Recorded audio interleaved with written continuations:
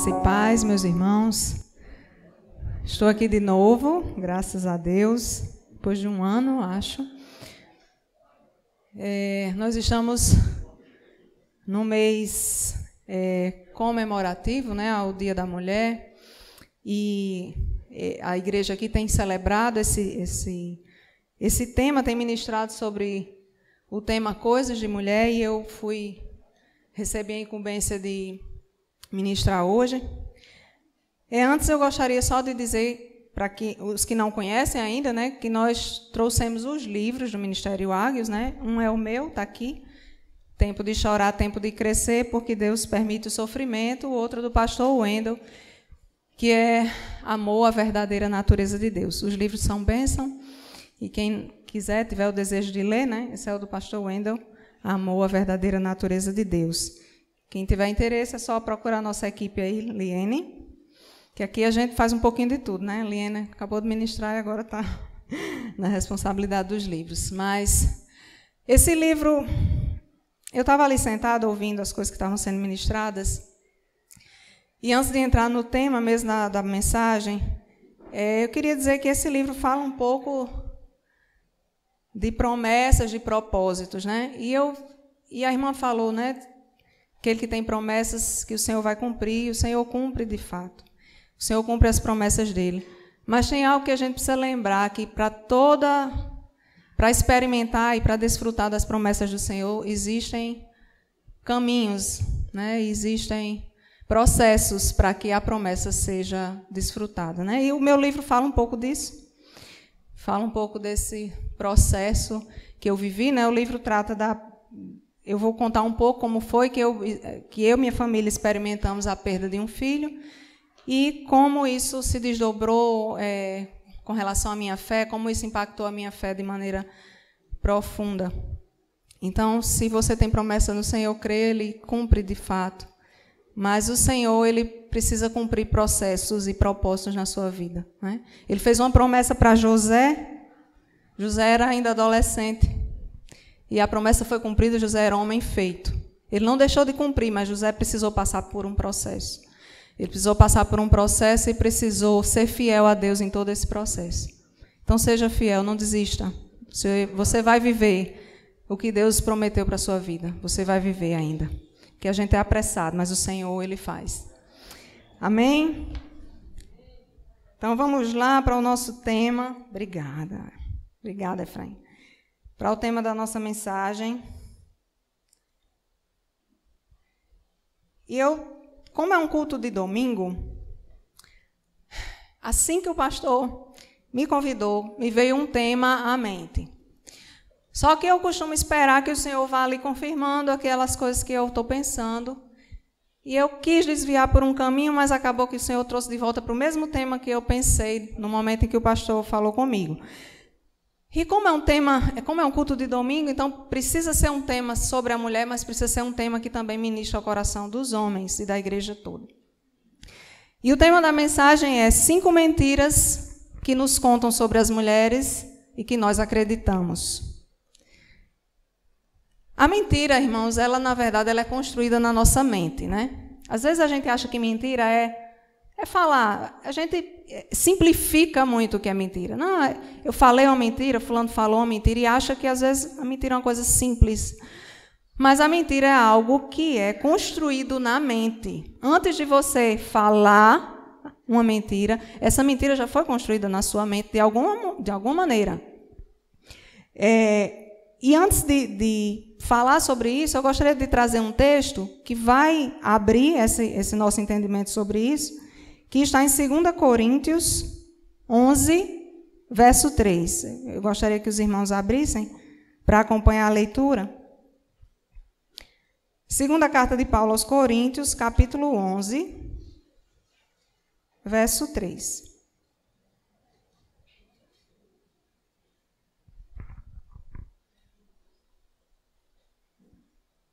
Amém? Vamos lá.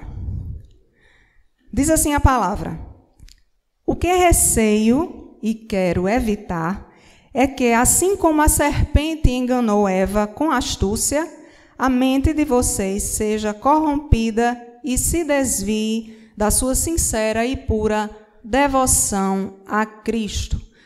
Paulo está aqui escrevendo não sobre mulheres. Ele está escrevendo para a igreja e sobre as dificuldades que a igreja tem, as tentações, a astúcia com que Satanás se volta contra a igreja e que a gente precisa estar atento. Então, Paulo está dizendo, eu estou escrevendo isso porque eu temo por vocês, ele era muito zeloso da igreja, e eu quero evitar que, assim como a serpente enganou Eva lá no paraíso, com astúcia, que a mente de vocês seja corrompida. Então, a mente, o pecado e o engano, a mentira, começa na nossa mente. Começa na nossa mente. O diabo, ele é pai da mentira desde o princípio, a Bíblia diz isso. E ele, através dessas mentiras, ele age na nossa mente. Foi assim com Eva. Eu não vou ler aqui, não é o propósito, eu não vou ler o relato do Gênesis, mas esse relato é muito conhecido e os irmãos devem lembrar que quando ele trata com Eva ali, na hora que ele está enganando e tentando ela, ele fala mentiras, ele distorce o que Deus disse. Deus disse, não comam da árvore que está no meio do jardim. Né? Do fruto da árvore que está no meio do jardim. Ponto. Porque se dele comer, certamente morrerão. Foi o que Deus disse. Aí a serpente, quando chega para Eva, ela diz assim, como é que Deus disse? Ele disse que vocês não podem comer de nenhum fruto do jardim. Então, ela já chega lançando na mente da mulher mentiras. E aí a mulher vai, rebate, e eu não vou falar sobre esse texto específico, mas o propósito aqui é dizer que o diabo, ele age lançando ideias na nossa mente. Ideias. Ele fez isso com Jesus, só que Jesus o respondeu à altura e ele não conseguiu fazer Jesus ceder à sua tentação, né? Ali no texto de Lucas 4, quando Jesus é tentado no deserto, o diabo chega, se tu és filho de Deus, diga para essa pedra que se transforma em pão. O que ele está trazendo? Ele está trazendo a mente de Cristo, que talvez o pai dele não esteja cuidando tão bem dele. Bem, você não é filho de Deus, está passando fome por quê? Diz a essa pedra que ela se transforma em pão. Ele começa ali a tentar a mente de Cristo, a tentar entrar na mente de Cristo. E assim ele faz conosco, meus irmãos. A gente não peca do dia para a noite. De repente eu estou uma bênção, eu estou dando fruto do Espírito, eu sou uma bênção na minha casa, sou uma bênção na igreja. Do dia para a noite eu peco, eu caio, eu escandalizo. Não acontece dessa forma. As coisas acontecem aos poucos e elas começam na mente. Então, o diabo ele vai lançando sementes na nossa mente. Né? O próprio Jesus disse isso. Acho que eu peguei esse texto aqui. Deixa eu ver se eu trouxe.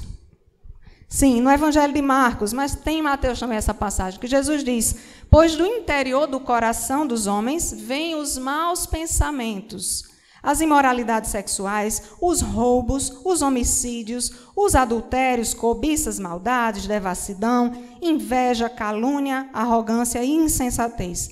Todos esses males vêm de dentro do homem e tornam o homem impuro. Ali ele estava tendo uma conversa com os fariseus, que estavam questionando porque os discípulos não lavavam as mãos antes de comer. Jesus está dizendo que vem de dentro torna um homem impuro. Então, vem de dentro de onde? A gente sabe que não é dentro do coração, músculo, carne. Coração aqui que Jesus está querendo dizer são os pensamentos, a mente. Tudo começa na mente, né? E é a nossa mente, a gente precisa proteger. A nossa mente, coração, algumas vezes aqui eu vou falar coração, algumas vezes eu vou falar mente, mas entendam que é a mesma coisa. Né? Lá em Provérbios diz, sobretudo que você deve guardar, guarde o seu coração, pois dele procedem as fontes da vida. Então, guardar a nossa mente, guardar o nosso coração contra palavras e ideias que o mundo, que Satanás espalha, muitas vezes travestido de boas ideias, de boas coisas, e a gente vai sendo enganada, né? Desde pequena eu ouvi muitas coisas a respeito do que é ser mulher, né? As meninas são instruídas naquilo que elas devem ser, o que devem fazer. E eu escutava várias coisas, né? E eu me lembro que uma das coisas que eu mais ouvia era que eu deveria priorizar a minha formação profissional e o meu trabalho.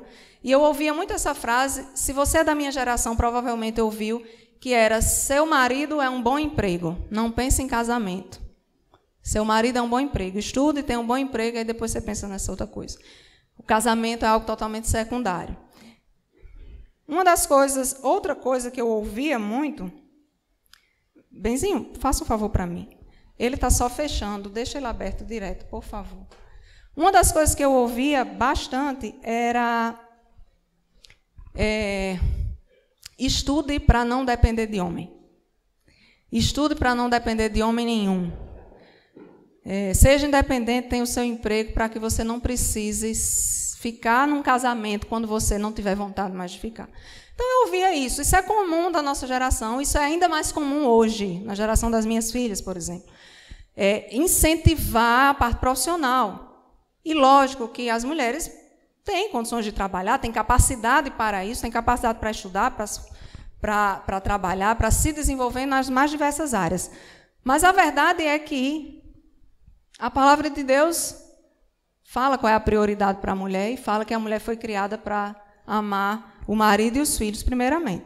Então, eu escutava bastante dessas coisas. Eu escutava em casa, escutava da minha mãe, escutava dos meus familiares, e eu entendo por que eu ouvia isso. Aqui, em nenhum momento, eu estou querendo julgar as pessoas que me diziam isso. As pessoas viviam casamentos difíceis, casamentos ruins, eram casadas com homens que não cumpriam o seu papel, e, naturalmente, elas queriam que eu não tivesse o mesmo triste destino. Então, ficavam incentivando que eu não priorizasse a questão do casamento, né? Quando eu comecei a fazer faculdade, eu fiz faculdade de Ciências Sociais, foi a minha primeira faculdade, e eu entrei com 16 anos nessa faculdade. A cabeça ainda em formação. E eu já vinha com esse entendimento de que casamento não era algo tão bom assim, que era algo secundário.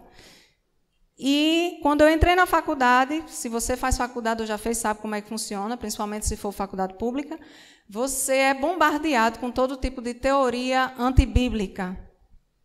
E ali eu ouvi as mais diversas coisas. E quando eu me converti ao Senhor, eu estava com 1 ano e pouco de faculdade, quando eu conheci o Senhor e eu comecei a ser ensinada sobre as coisas que Deus diz na Bíblia, sabe, a respeito da mulher, quando eu comecei a ser ensinada, aquilo foi um choque para mim. Eu passei a rejeitar aquilo que eu escutava, os pastores e os ministros da palavra dizendo que eram contra aquilo que eu acreditava, que eu fui ensinada desde pequena. Eu não aceitava. Quando diziam assim, olha, tem coisa que é de mulher e tem coisa que é de homem. Deus estabeleceu coisas para ser da mulher, Deus estabeleceu um papel para ser do homem. Eu rejeitava isso, eu dizia, isso é loucura. Estão dizendo isso, mas isso é uma coisa do tempo da Bíblia, não é do tempo de hoje. Para o tempo de hoje isso não existe. Eu rejeitava. Eu rejeitava a ideia, por exemplo, do texto da palavra de Deus, que diz que a mulher não tem controle, não tem domínio sobre o seu próprio corpo, que o corpo é do marido. Isso tudo era algo para mim que era totalmente fora da realidade. Eu não entendia que isso era a palavra de Deus. E aí, para completar, eu tive uma professora lá na faculdade que ela era filha de crente, se dizia crer em Deus, dizia que cria em Deus, mas não aceitava o que estava na Bíblia. E ela costumava dizer, olha, o apóstolo Paulo é muito machista. Paulo é machista, fica dizendo que mulher não pode isso, não pode aquilo. E eu fui sendo doutrinada ali naquele espaço, né, naquele ambiente. E começou essa guerra na minha mente. E eu não sei se essa guerra se trava na sua mente também, quando você escuta certas coisas. Mas essa guerra começou na minha mente e foi difícil desfazer tudo aquilo que havia sido construído. Porque foi construído ao longo de anos. Ao longo de anos. Tudo aquilo que é semeado na infância, na adolescência, na juventude, é muito difícil a gente se desvencilhar, a gente desconstruir. Porque é algo que fica muito sedimentado no coração. A criança ela é uma esponja, né? Ela absorve tudo. O adolescente também ainda está em formação. Então, foi bem difícil eu aceitar que quando Deus dizia coisas referentes à mulher na Bíblia, que era a palavra de Deus. E eu acho que foi por isso que o Senhor trouxe para mim esse tema, porque eram mentiras nas quais eu acreditei. Eram mentiras, a maioria, talvez não todos, mas eu acho que a maioria eram mentiras em que eu acreditava, e meu coração estava totalmente endurecido. Porque quando a gente vai sendo ensinado por palavras erradas, por doutrinas falsas, por por palavras que são contrárias ao que Deus quer para nós, nosso coração vai ficando endurecido e cada vez mais endurecido. E para quebrar, precisa de processos, né? Os processos que eu falei lá no início. Precisa de quebrantamento, precisa de arrependimento. A gente precisa entender e crer que essa palavra é a palavra de Deus. E que não existe... Existe? Lógico. Existiu a cultura da época, mas existe o que é eterno e o que não muda. Isso é sobre essas coisas que eu gostaria de falar. Então, eu vou falar desses 5 pontos e vou começar com um que, mesmo homens, hoje, se você fizer uma enquete, os homens talvez respondam que acreditam nessa mentira. A primeira mentira é que a mulher deve ser independente. Quando a gente foi casar, nós lemos um livrinho de Jaime Kemp que diz antes de dizer sim. Um dia desse, revendo esse livro, eu fui ver as respostas que a gente marcava no livro. E tinha uma pergunta para ele que era: você acha que a sua esposa deve ser independente? E ele respondeu sim. Então, isso é uma coisa que está na mente dos homens. Não. E sabe por que é, meus irmãos? Eu tenho 2 teorias. Não está na Bíblia, não, isso que eu estou dizendo, mas eu acho que faz sentido. Eu tenho 2 teorias. Uma é que parte dos homens não quer se responsabilizar pela mulher. E aí quer que ela seja independente. Não é o caso dele, viu? Parte dos homens não quer. Então, acha muito bom que a mulher seja independente, porque ele fica sem responsabilidade sobre a mulher. Mas a outra parte é uma parte de homens piedosos que de fato valorizam a mulher e que são levados por esse engano que está sendo disseminado aí, que a mulher tem que ser independente. Está certo. Elas têm valor. Como se ter valor e ser independente fossem iguais, né? Como se o fato de a mulher ser dependente de alguém diminuísse o valor dela. E a gente precisa entender que todos nós somos dependentes de alguém. Não existe ninguém independente. Se você está vestindo aí sua camisa, pastor, muito bonita por sinal, viu? Alguém fabricou essa camisa para o senhor. Tenho certeza que o senhor não foi lá nem plantou o algodão para fazer, nem foi na máquina de costura costurar. Eu não sei nem qual é o processo para se fazer uma camisa, deve ser muito difícil. Mas eu estou imaginando aqui. Se a gente comer o pão quentinho hoje, a não ser as bem prendadas que fazem pão caseiro, né? A esposa aqui do pastor faz cada um delicioso. Mas a maioria comprou na padaria, alguém fez. E a gente, às vezes, fica com essa ilusão. Eu sou independente. Tá? É independente? Tá certo. Faça seu pão, faça sua roupa, né?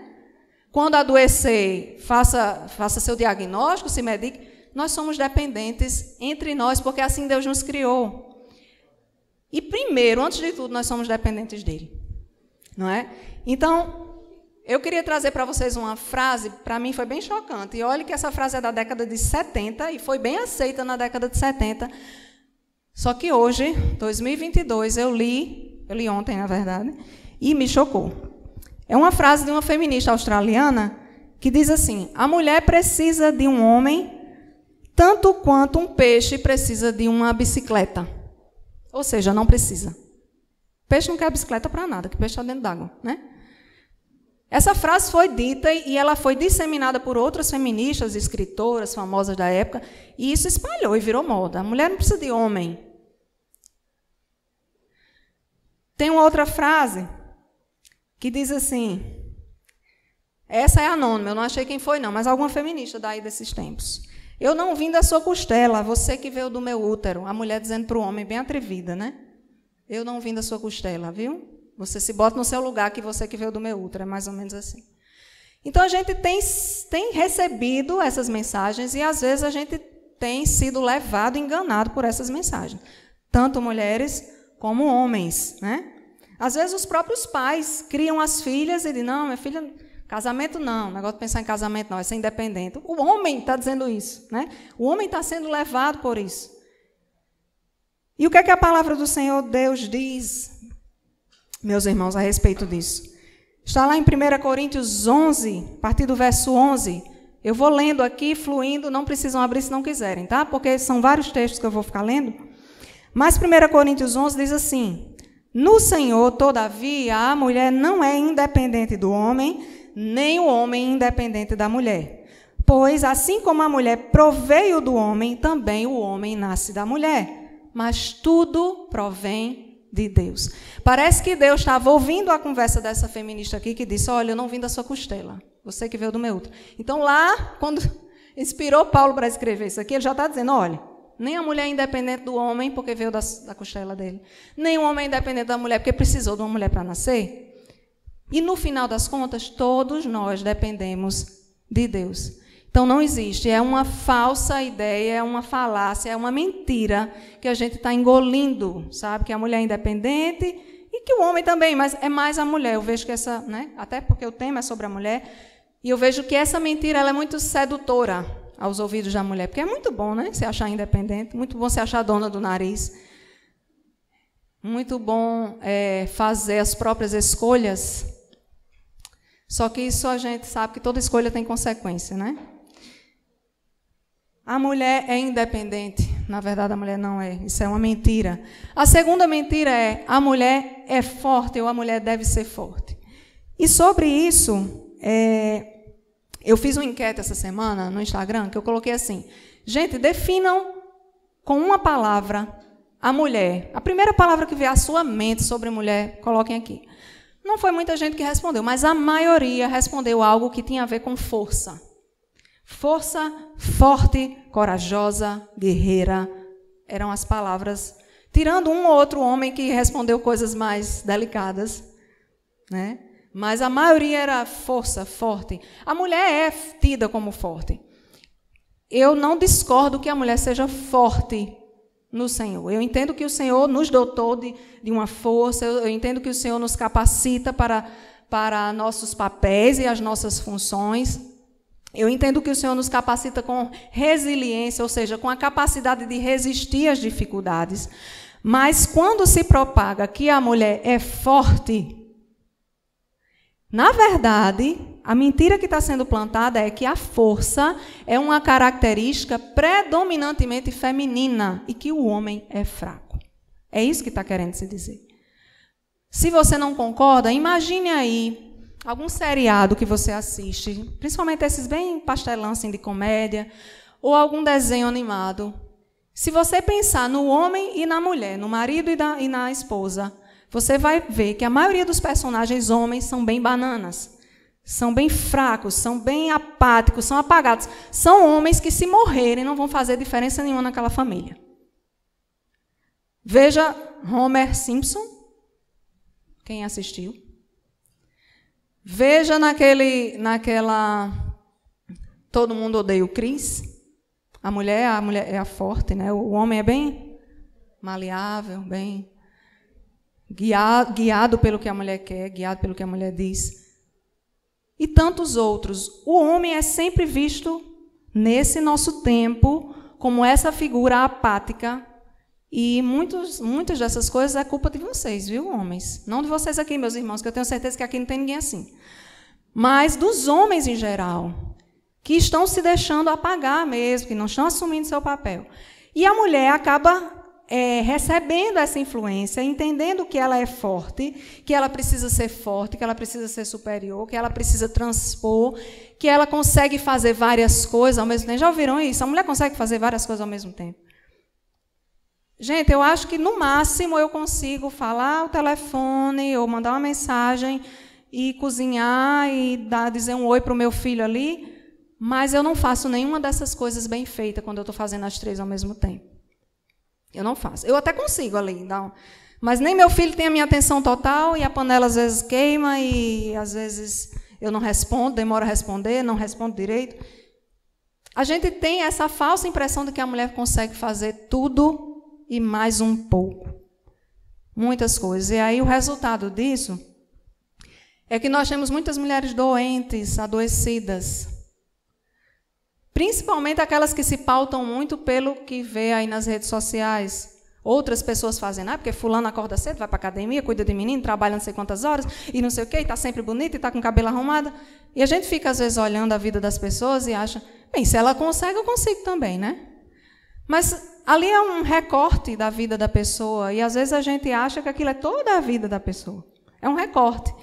Mas, no fundo, aquela pessoa deixou de fazer várias outras coisas para que ela pudesse fazer aquelas coisas que ela está fazendo. Uma coisa simples. Para que eu pudesse estar aqui hoje ministrando a palavra, eu tive de deixar de fazer algumas coisas em casa. Isso não é um convite à negligência. Eu não negligenciei o básico e o prioritário na minha casa.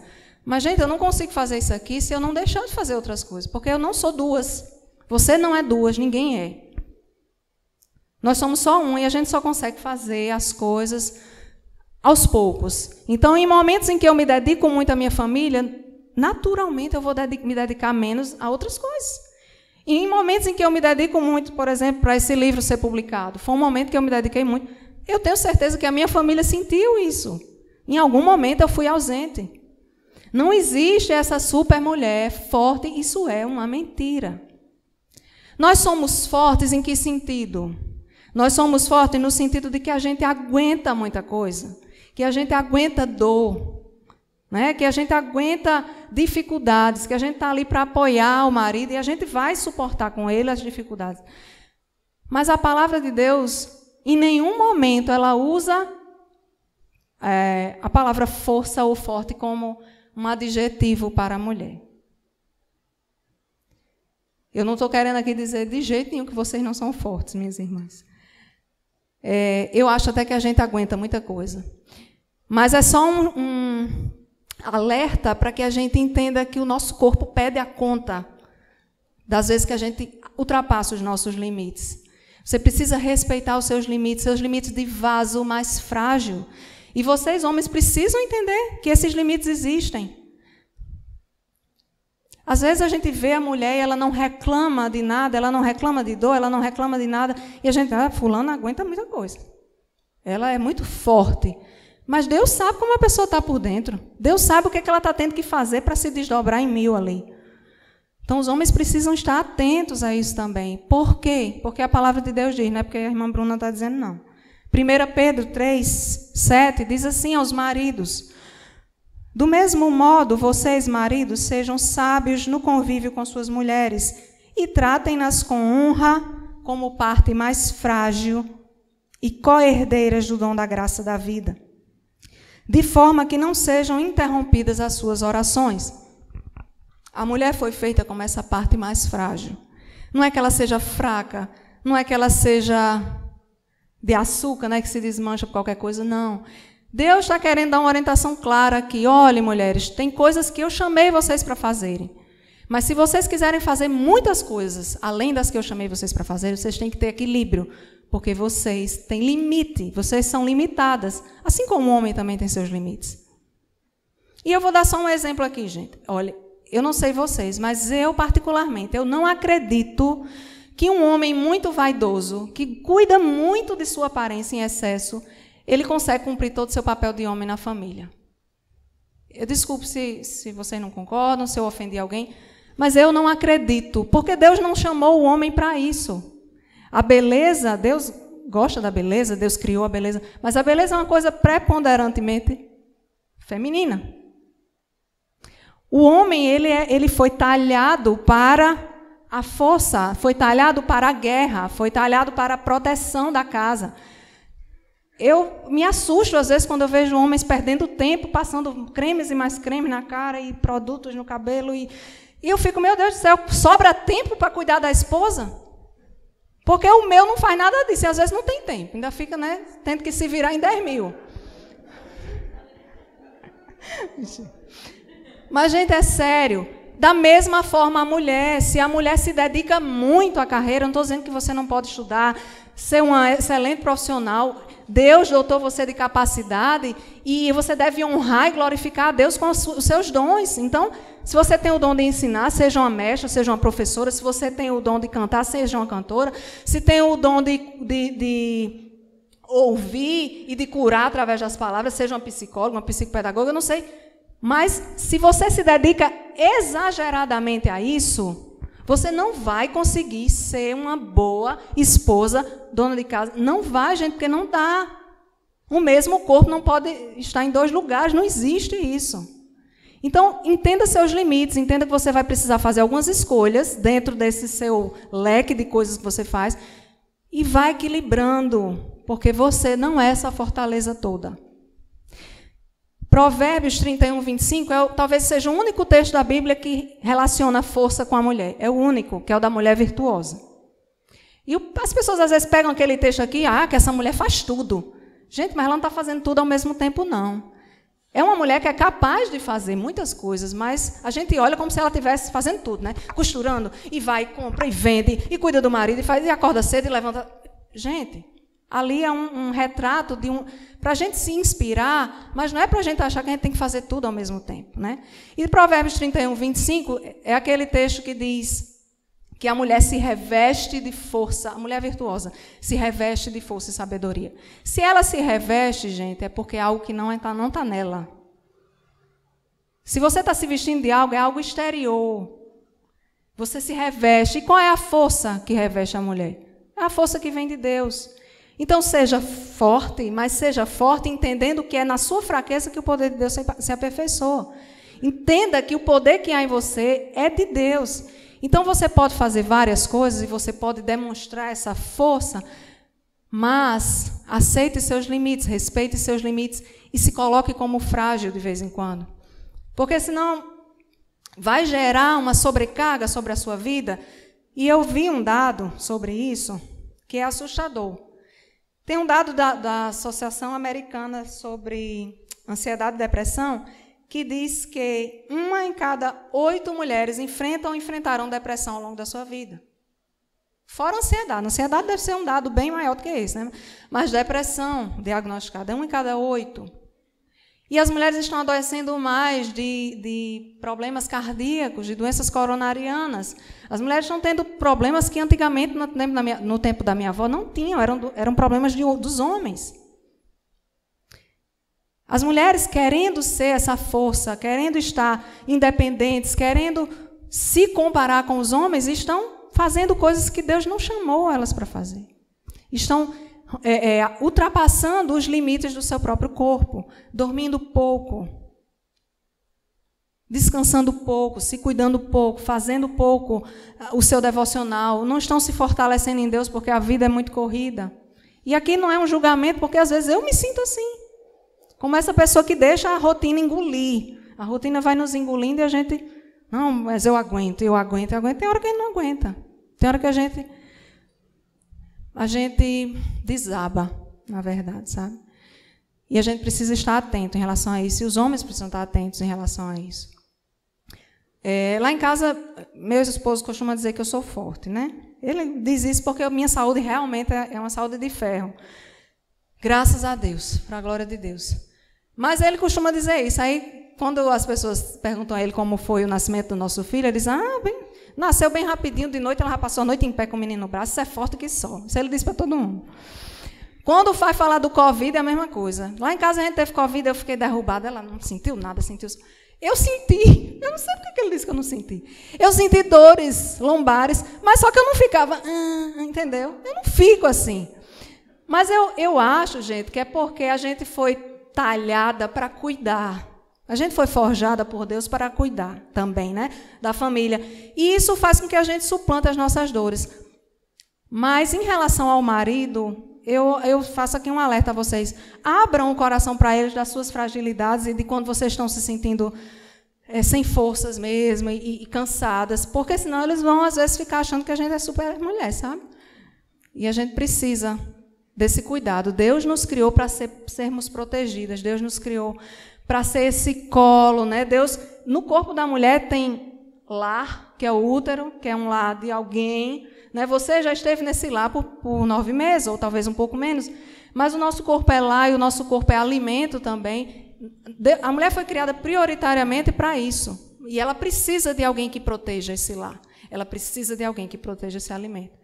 E a gente precisa de homens que, de fato, se levantem como essas pessoas que se colocam. Eu sou o forte. Não, olha, Deus me fez assim, Deus me talhou assim, Deus me fez para isso, então eu vou cuidar dessa mulher que está aqui do meu lado, que é forte, que só, bichinha, aguenta pancada, mas eu sei que, no fundo, ela precisa dessa proteção.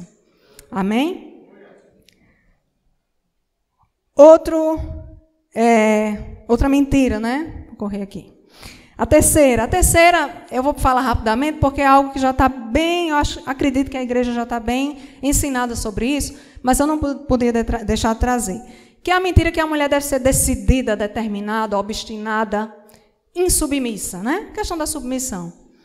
existe muito isso. Não, mulher, faça, vai e aconteça. Não, você não trabalha? Você não tem seu dinheiro? Pois faça. Ah, seu marido não quer? Ah, o dinheiro é seu.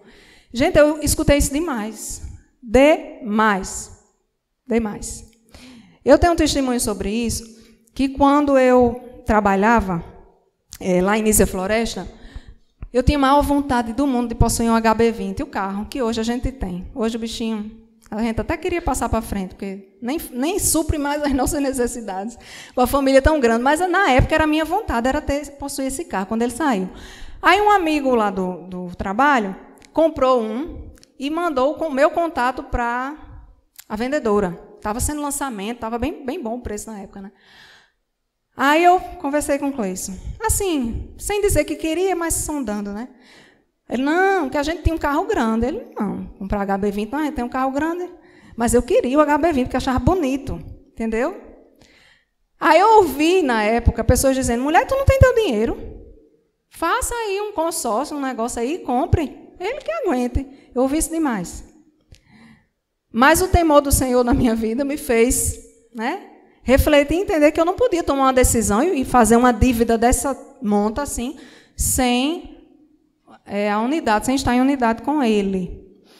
E aí veio a calhar que anos depois o Senhor me presenteou com esse carro. Numa coisa que eu nem esperava, um dinheiro que eu recebi, eu não estava nem para receber. E saiu assim o dinheiro quase certinho do carro. Mas assim, eu contei esse testemunho para dizer que o Senhor honra quando a gente obedece. Porque eu poderia ter comprado, dividindo não sei quantas vezes, né? Que a gente divide carro, a gente compra não sei quantas vezes. E ele ia se chatear, passava uma semana assim meio reclamando, mas depois passava. Mas isso ia trazer o quê para a minha vida, né? Falta de paz, não seria um bom exemplo para as minhas filhas. E a gente precisa dar exemplo. Então, o mundo ensina que a mulher independente, ela precisa ser obstinada, decidida, fazer e acontecer. Mas a palavra de Deus diz, em Efésios 5, 21, 22...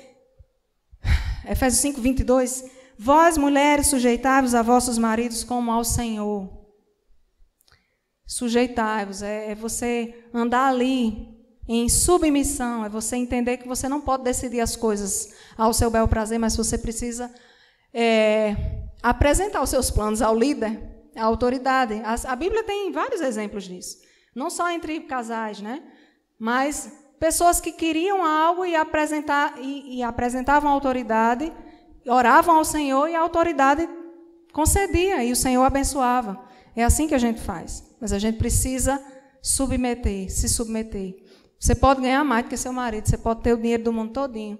Você pode ser uma mulher dinâmica que realmente arregaça as mangas, mas você precisa submeter os seus planos e os seus projetos ao seu marido. Queira você ou não, se você decidir obedecer essa palavra, a bênção do Senhor estará sobre a sua vida. E você vai desfrutar dessa bênção e vai desfrutar das promessas do Senhor. Amém? O quarto ponto, a quarta mentira, que essa agora está em voga. A gente olha nas mídias sociais, isso tem demais. E as nossas meninas estão repetindo isso, as nossas jovens na universidade, que é que a mulher é dona do seu próprio corpo. Né? Quem já não ouviu a famosa frase, meu corpo, minhas regras? É a frase feminina mais famosa dessa época, né? Desse tempo. A mulher é dona do seu próprio corpo. Né? Então, existe essa frase, meu corpo, minhas regras. Existe uma outra frase de uma feminista famosa, Margaret Sanger, que ela foi uma precursora do feminismo, e ela dizia assim, uma mulher que não tem controle sobre seu corpo não pode ser uma mulher livre.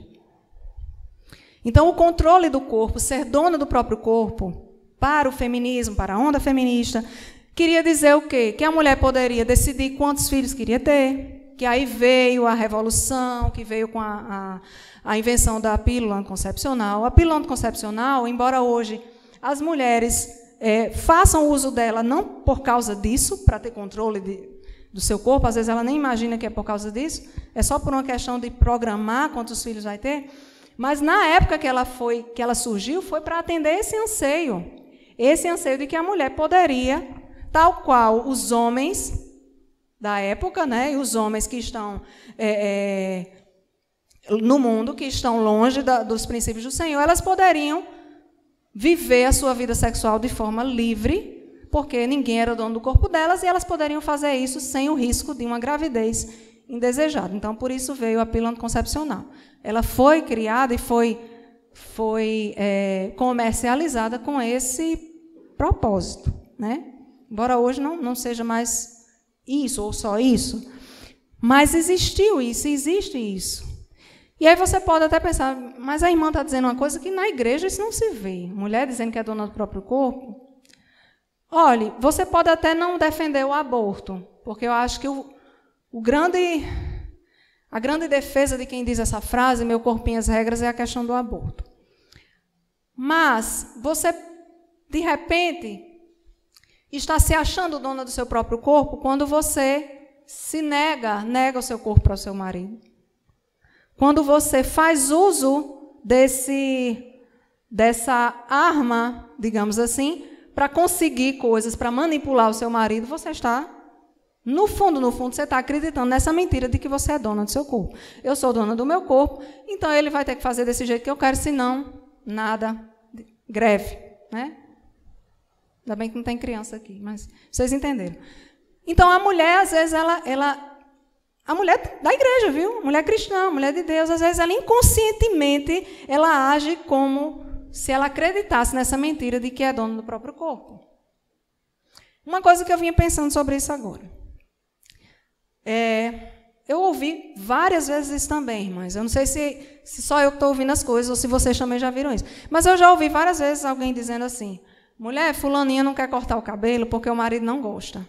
Tu acha? Ela deixa de cortar o cabelo por causa do marido. Eu sempre achei um absurdo esse negócio de deixar de cortar o cabelo por causa do marido. Mas hoje eu vinha olhando essa palavra e pensando, meu cabelo faz parte do meu corpo, né? E se ele não quer que eu corte, não é para cortar, não. Perdão, viu, meu bem? Faz parte do corpo, né, gente? A gente precisa entender que o nosso corpo é para o marido. A mulher não é dona do corpo. E a mulher solteira, o corpo dela é do Senhor. Não existe isso em meu corpo, minhas regras, né? E a palavra de Deus diz claramente, 1 Coríntios 7, a mulher não tem autoridade sobre seu próprio corpo, mas sim o marido.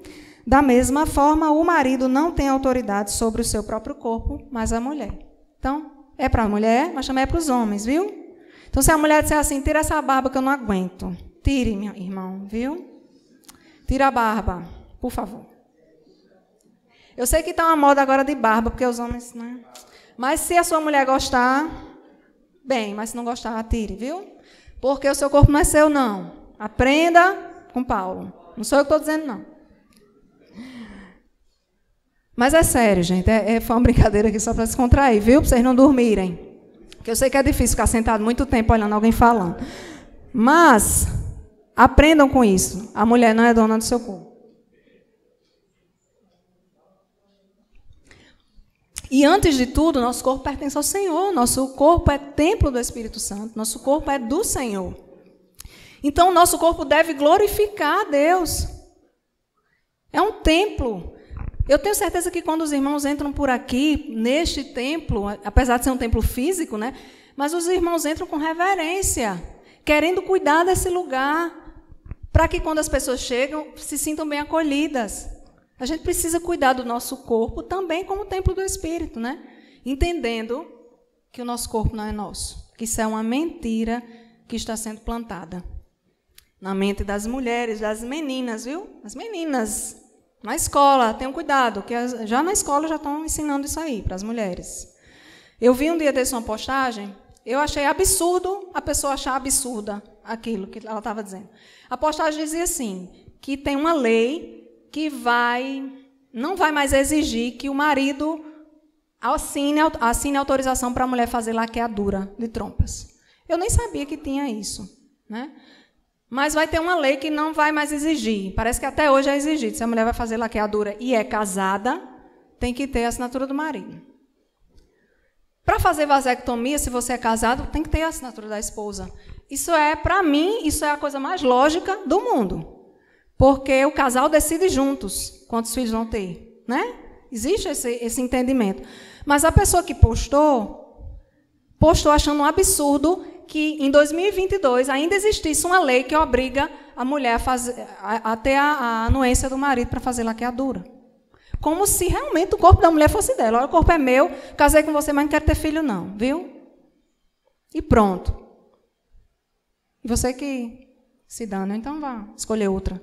É mais ou menos assim, gente. Às vezes são pessoas até boas, amigas nossas, que estão com essas ideias, porque as mentiras foram sendo plantadas por anos e anos. E é difícil. Quando Satanás planta mentira na nossa mente, a gente precisa de quebrantamento e de muita palavra de Deus. A gente precisa entender a verdade. A verdade não está entrando no nosso coração, é por isso que a gente está se deixando levar pelas mentiras. E é uma coisa que eu sempre falo, eu vi uma vez, eu sempre repito. Uma pessoa que trabalha identificando notas falsas, ela não estuda as notas falsas. Ela estuda as cédulas verdadeiras. Porque quando você conhece a verdade, facilmente você reconhece a mentira. Agora, o que está acontecendo? Por que a mentira entra na igreja? Por que a mentira entra na mente de mulheres cristãs? Por que a mentira entra na mente dos homens cristãos? Porque não conhece a verdade. Lê a Bíblia só quando vem para a igreja, a gente pede para abrir. Não estuda, não entende, não conhece aquela verdade. Se você não conhece a verdade, qualquer mentira vai entrar facilmente no seu coração.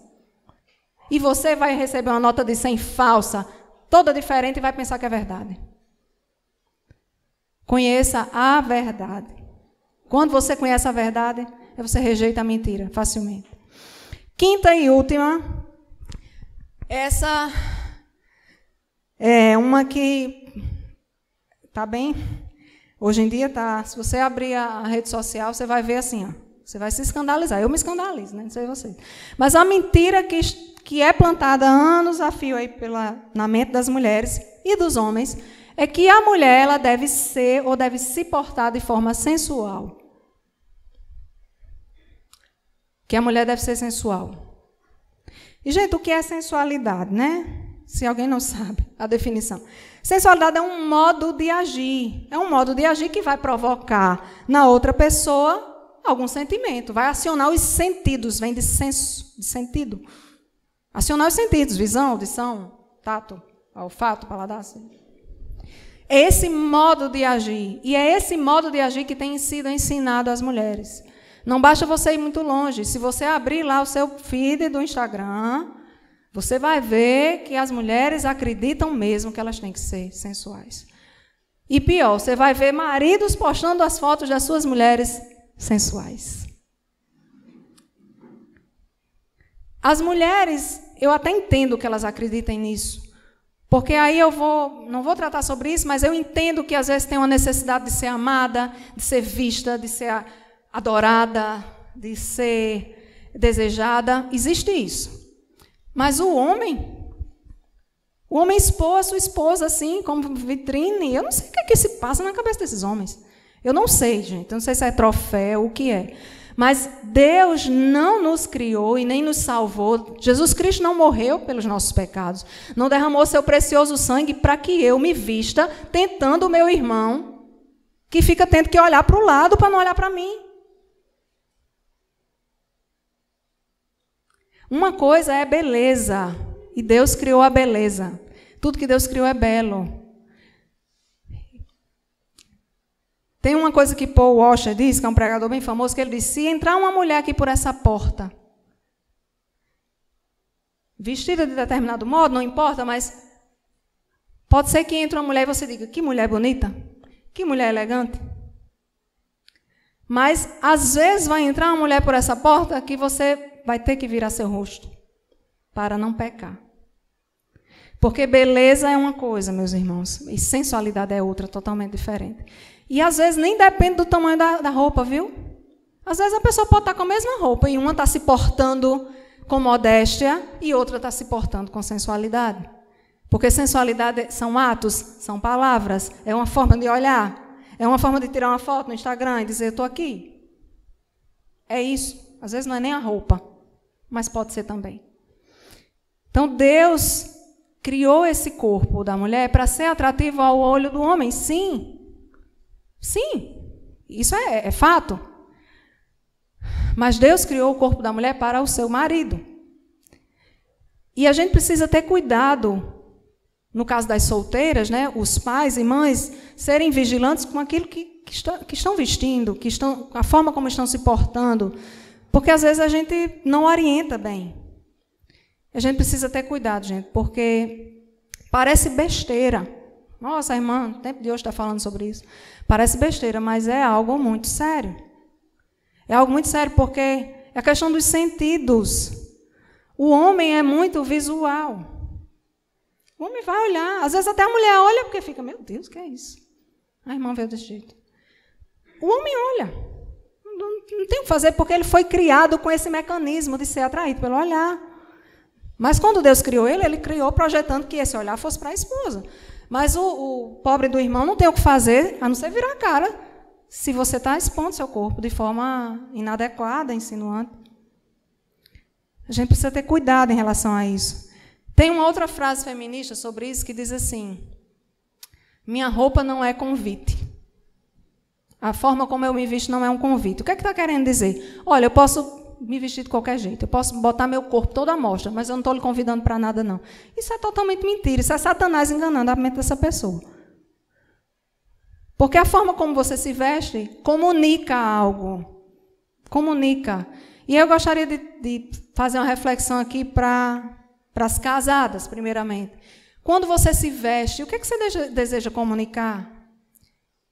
Pense aí quando você colocou aquele vestido bonito, aquela calça, aquela saia. O que é que você deseja comunicar? Seriedade, sobriedade, beleza, elegância? Ou você, no fundo, sonde o seu coração? Peça ao Senhor que sonde. O que é que você está querendo comunicar com a sua roupa? Você está querendo, de repente, mostrar para o seu marido que ele também teria, né? Ele também tem um bom produto em casa, mas ele está olhando para as de fora?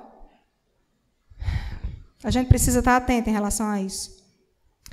A palavra de Deus diz, 1 Timóteo 9, da mesma forma quero que as mulheres se vistam modestamente, com decência e discrição, como convém às mulheres que declaram adorar a Deus. E aí 1 Coríntios 6, que é aquele texto que eu mencionei antes. Acaso não sabem que o corpo de vocês é santuário do Espírito Santo que habita em vocês, que lhes foi dado por Deus e que vocês não são de si mesmos? Nosso corpo é templo, é santuário de Deus. Não use seu corpo para fazer o outro pecar. Não use seu corpo para fazer outra pessoa pecar. Tem uma frase de John Piper, que é eu acho bem chocante, assim, mas é uma frase que é para solteiras. Se você é solteira, preste atenção. A frase diz assim: o cara que você está atraindo pela sensualidade não é o cara com quem você quer se casar. Jesus está dizendo ao cara com quem você quer se casar para arrancar o olho em vez de olhar para você quando você se veste de forma sensual. Então, se você procura um homem correto, santo, fiel a Deus para casar, você está se vestindo de uma forma para atrair o olhar dele, está fazendo errado. Porque se ele de fato for fiel, correto, santo, ele vai tentar desviar o olhar. E aí você vai atrair o olhar de pessoas que você não deseja se casar. Eu sei que existe no âmago da mulher, da moça, da jovem, esse desejo de ser cuidada, de ser amada, de ser vista. Eu sei disso. Eu já fui jovem, ainda sou, né, gente? Mas já fui mais jovem. E sei como funciona. Eu sei. Mas a gente precisa ter esse discernimento. E sabe o que é que a palavra de Deus diz ali na carta a Tito? Capítulo 2, que as mulheres mais velhas devem ensinar as mais jovens. É um papel nosso, das mais velhas, as casadas, as mais experientes, tanto dar o exemplo, como ensinar as mais jovens. Ensinar o quê? A verdade, para que essas mentiras não entrem no coração delas e não tomem o coração delas. Ensinar a verdade. Tito 2, 3, 5, diz assim: semelhantemente, ensine as mulheres mais velhas a serem reverentes na sua maneira de viver, a não serem caluniadoras nem escravizadas a muito vinho, mas a serem capazes de ensinar o que é bom, serem mestras do bem. Assim poderão orientar as mulheres mais jovens a amarem seus maridos e seus filhos, a serem prudentes e puras, ou castas, né? A estarem ocupadas em casa, a serem bondosas e sujeitas a seus próprios maridos, a fim de que a palavra de Deus não seja difamada. Gente, quando a gente age contrário ao que diz a palavra de Deus é difamada. Quando um filho seu age de forma errada, você, pai e mãe, é difamado. As pessoas dizem logo, mas o filho de fulano, como é que pode? Fulano não educou direito. Vai sobrar para você, né? Sobra sempre para o pai e para a mãe, principalmente para a mãe. Cadê a mãe desse menino? Cadê a mãe dessa menina que não viu? Né? Mas em relação à quinta mentira, eu gostaria de trazer um alerta. Eu sei que é papel da mulher ensinar. Mas em relação à quinta mentira, vocês homens, eu gostaria de trazer uma tarefa, um papel específico para vocês. Observem o vestido das suas esposas, o modo de se portar e das filhas também. Tenham isso, entendam que vocês são guardiões delas, sabe? Guardiões que vocês, assim como Cristo santifica a igreja, né? Ali diz em Efésios, que o marido deve amar a mulher, entregar a sua própria vida por ela, a fim de santificá-la e apresentá-la pura, sem mácula. Que assim a gente também vele, que os maridos velem pelas suas mulheres também nesse aspecto do vestir. Porque às vezes a mulher está de um jeito, ela nem observa que está de repente chamando a atenção. Mas você que é homem sabe se ela vai chamar a atenção ou não vai. A não ser que você não tenha olhar nenhum para sua mulher. Mas a maioria dos homens vai saber se aquele modo de vestir, de se portar, vai chamar a atenção. Então velem pela modéstia, pela decência das mulheres e das filhas. Porque às vezes a mulher, principalmente nesse mundo em que a gente vive, ela não tem muita noção, certo? Às vezes a mulher não tem noção. Eu sei porque converso com mulheres e observo. Meninas, às vezes, na igreja, dedicadas, puras, de coração aberto ao Senhor, que se vestem de uma forma que não é adequada. Eu sei que ela não está fazendo aquilo de propósito. Às vezes falta orientação. Então, que nós possamos ser mestras do bem, as mulheres mais velhas, e que os homens sejam esses guardiões também. Que possamos ensinar, que as mulheres possam ensinar. Por que a palavra de Deus diz que precisa ser ensinado? Porque o mundo está ensinando diferente. Então, se a gente não se dedica a ensinar a verdade, a ensinar a mulher a ser pura, a ser bondosa, a ser boa dona de casa, a amar o seu marido e o seu filho, ela vai aprender com o mundo que ela deve amar o seu emprego, que ela não deve cuidar tão bem dos seus filhos, que maternidade é uma coisa. Você já ouviu aquela frase? Não se dedique tanto aos filhos, não, que eles crescem, vão embora e você fica. Como assim? A gente tem que se dedicar. Que eles crescem e vão embora, a gente sabe. Mas isso não nos exime do papel de mãe e de se dedicar a eles. Amém, meus irmãos? Eu gostaria de encerrar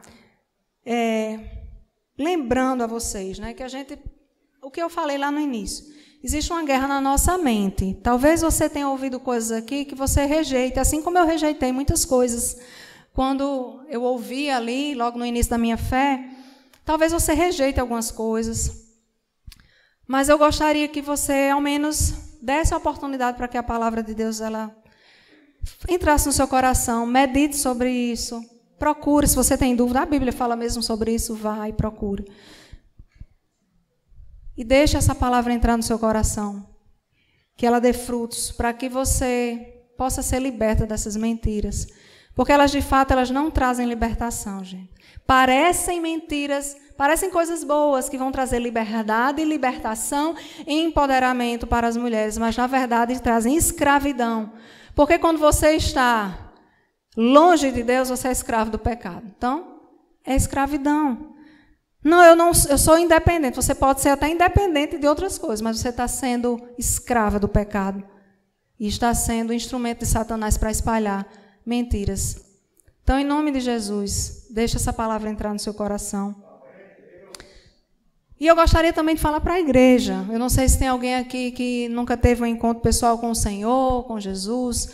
Não sei se tem alguém que, de repente, já ouviu várias coisas a seu respeito. De repente, acha que ouviu algumas mentiras, que não são essas aqui, mas ouviu mentiras a seu respeito, ouviu que não tem valor, ouviu que Deus não lhe ama porque você pecou, Deus não lhe quer, Deus vira a cara para você porque você errou. E eu gostaria de lembrar vocês que Deus nos ama e Ele nos amou quando ainda éramos pecadores. Deus nos amou quando nós éramos pecadores. Deus ama você, mulher, quando ainda você se deixa levar pelas mentiras. Ele não deixa de lhe amar. E Deus ama você, homem, mulher, jovem que está aqui, independente da sua condição atual. Deus ama você de forma especial. Eu ouvia isso quando eu era jovem e eu não acreditava.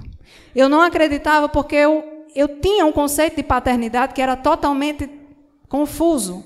Eu não acreditava que podia existir alguém que fosse pai e ao mesmo tempo fosse amor, e fosse justo, e fosse bondoso. Eu não acreditava nisso. Mas eu oro para que você não tenha essa trava na sua mente, mas que você seja liberto pela palavra de Deus. Eu não sei se tem alguém aqui que nunca teve um encontro com Jesus, que nunca fez uma oração rendendo o seu coração a Jesus. E aqui eu não estou falando de você tornar-se um religioso, mas de você, de fato, abrir o seu coração para Jesus. Não sei se tem. Se tiver, e você tiver o desejo no seu coração de orar e de estar aqui para que nós possamos orar com você, venha. Não se acanhe, não deixe que esse tempo passe. Talvez seja a última oportunidade que você tem, eu não sei. Mas que você possa render o seu coração a Cristo para que a sua vida seja liberta pouco a pouco de mentiras que foram lançadas. Eu não sei quais foram, mas a mentira que você é um perdido, a mentira que você não tem jeito. Quantas vezes a gente escuta que a gente não tem jeito, a mentira de que você é um fracassado ou que você não tem mais perdão para a sua vida. Deus sempre tem perdão para nós. O sacrifício de Jesus já remiu todos os pecados, aqueles que você já cometeu, aqueles que você ainda vai cometer e nem sabe. O sacrifício de Jesus remiu os grandes pecados, os homicídios, os adultérios, os estupros, remiu tudo. E também os pequenos pecados, as mentiras, as dissensões, as calúnias, as brigas, a insubmissão. Ele já redimiu tudo isso, mas você precisa se render, abrir o seu coração, pedir: Senhor, venha fazer morada na minha vida. Eu quero viver essa verdade, eu quero viver na verdade. Eu sei que Tu és o caminho, a verdade e a vida, me ensina a verdade. E quando você deixa Jesus entrar no seu coração, o Espírito Santo passa a habitar na sua vida e você começa a ser ensinado pelo Espírito Santo. Ele é o mestre que vai ensinando a palavra. Não se preocupe, porque eu estou assim, eu não posso. Eu vou me consertar primeiro para estar com o Senhor. Não, quem conserta você é Ele. Se eu tivesse dito isso para Jesus, eu nunca estaria com Ele, porque até hoje eu estou sendo aperfeiçoada, o Senhor vai nos moldando. Nós somos uma obra do Senhor que estamos sendo feitos e refeitos a cada dia. Amém? Medite na letra dessa canção, se quiser feche os olhos, mas entenda que você é aquilo que Deus diz que você é e não aquilo que o mundo diz que você é. Não importa o que o mundo diga a seu respeito. Medite na palavra, entenda que Deus diz que você é vencedor, mais que vencedor, que você é precioso, que Deus deseja a sua salvação. Amém.